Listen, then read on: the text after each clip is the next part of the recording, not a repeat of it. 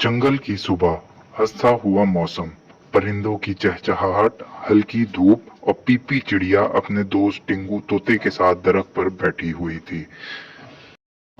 PP कहने लगी, टिंगू, आज मैंने एक ख्वाब देखा कि मैं पूरे जंगल से ऊंचे उड़ रही हूँ, बादल छू रही हूँ।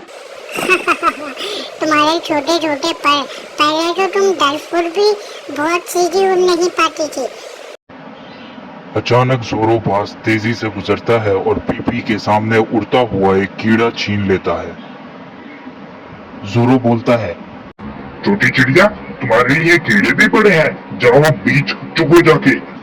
पीपी दिल ही दिल में सोचती है, मैं कुछ बड़ा करूंगी और इसको दिखाऊंगी कि इसने मुझे तंग किया। फिर एक दिन पीपी चिड़िया दाना उल्लू के पास जाती है और उल्लू के करीब आके बैठ जाती है। बहुत मायूस नजर आ रही होती है और वो उल्लू से कहने लगती है, दाना बाबा, जोरो मुझे बहुत कमजोर समझता है, मैं क्या करूँ? बेटा, ताकत सिर्फ परों में नहीं होती, ये दिमाग में भी होती है।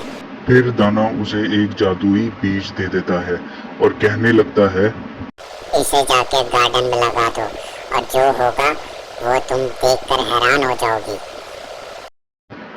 फिर पीपी उस बीज को एक गार्डन में दबा देती है और वहां से चली जाती है। अगले दिन उस जगह पर एक बहुत बड़ा दरख्त लग जाता है जिसमें फल टंगे हुए होते हैं, लाल सेब टंगे हुए होते हैं।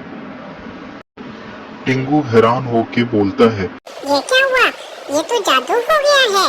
यहाँ पर ये दरख्त कैसे आ गया? फिर वहां से बाज भी आ जाता है और वो आकर टिंगू से कहने लगता है, ये दरख्त यहाँ पे किसने लगाया है?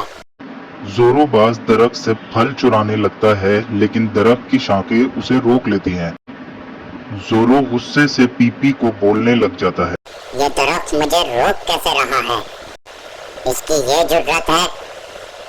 पीपी मुस्कुराते हुए जवाब देती है, ये दरख्त सिर्फ अच्छे लोगों को फल देता है जोरो।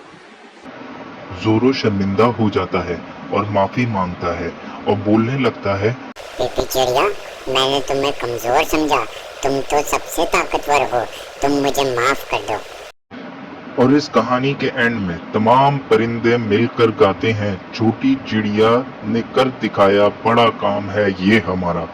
और इसी के साथ ये कहानी खत्म होती है।